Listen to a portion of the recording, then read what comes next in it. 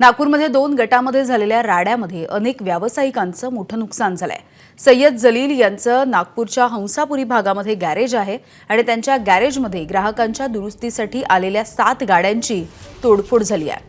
हंसापुरीमधून आढावा घेतलाय आमच्या प्रतिनिधींनी।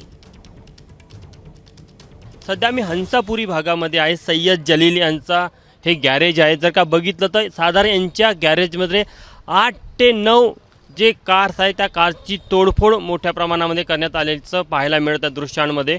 आणि जर का तुम्ही बघितलं तर बघा, एका रांगेने सगळ्या गाड्या इथे गॅरेजमध्ये आलेल्या होत्या। वेगवेगळ्या ग्राहकांच्या या गाड्या होत्या।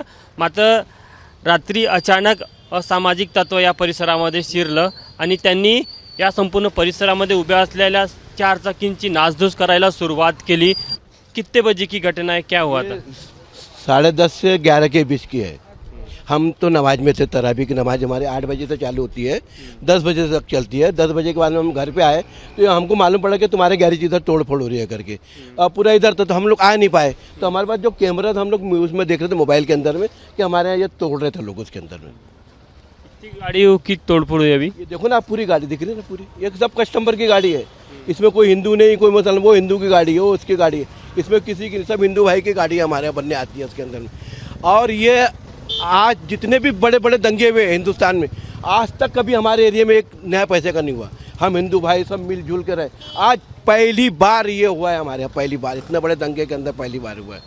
तो हम लोग तो दोनों पक्ष ने एक दूसरे के ऊपर पथराव किया, तोड़फोड़ ना सर, करे होंगे ना, जब भी तो हुआ होंगे ना उसके अंदर में, करे होंगे। लेकिन पीछे जाता तो इंसान, ये सीधा साधा आदमी पीछे जाता है ना उसके अंदर में। अब मेरी क्या गलती है, गाड़ी की क्या गलती है इसके अंदर, बताइए सर। इसके आपका नुकसान हुआ? कम से कम 3 से 4 लाख रुपए का नुकसान है साहब उसके अंदर। कस्टमर की गाड़ियाँ आप कैसे भर के दोगे? अब वो बोलेगा हमको भर के दो, तो हमको तो भर के देना पड़ेगा। वो तो बोलेगा आपके यहाँ रिपेयरिंग के लिए आई थी, उसकी बात भी सही है, लेकिन हमको रिपेयर करके देना पड़ेगा।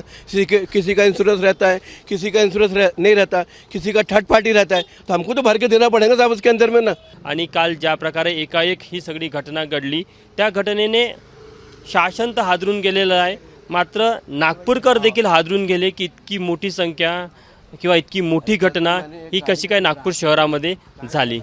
कॅमेरामॅन व्यंकटेश नायडूसह तुषार कोहळे, एबीपी माझा, नागपूर। एबीपी माझा, उघडा डोळे बघा नीट।